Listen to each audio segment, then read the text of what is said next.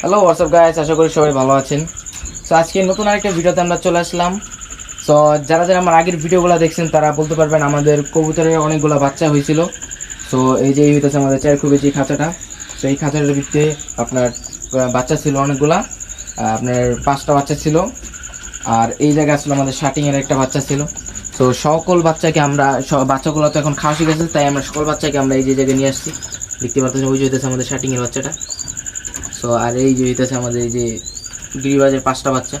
So এই মশার যে একটা অবস্থা, মশা দেখেন গুটি হয়ে গেছে কবুতরের মুখে, এই দেখেন।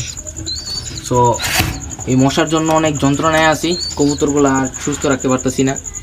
সো এগুলো তো কিছুই না, আপনাদেরকে আরেকটা জিনিস দেখাই। সো আমাদের রেসের কবুতরের 2টা বাচ্চা দেখছিলেন আপনারা, বড় হয়েছে।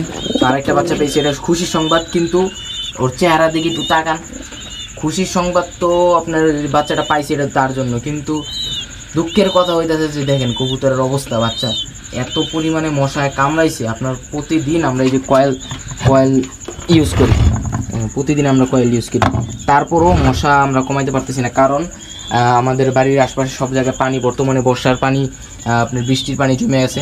তো তাই মশা পিঁপড়া সব ঘরের ভিতরে চলে আসতেছে। সো তাই আমরা চেষ্টা করি ওষুধ দিয়ে আমরা ঘর পরিষ্কার রাখার জন্য। সো এখন বাকিটা আমাদের ভাগ্যের উপর, আর আল্লাহ জানে বাকিটা। সো আপনাদের কাছে একটা কথাই যে আমাদের জন্য দোয়া করবেন, আর আমার কবুতরগুলোর জন্য দোয়া করবেন যেন আমি কবুতরগুলো সুস্থ রাখতে পারি। সো আশা করি সবার ভিডিওটা ভালো লেগেছে। আবার অন্য ভিডিওতে দেখা হবে। সকলেই ভালো থাকবেন। আল্লাহ হাফিজ।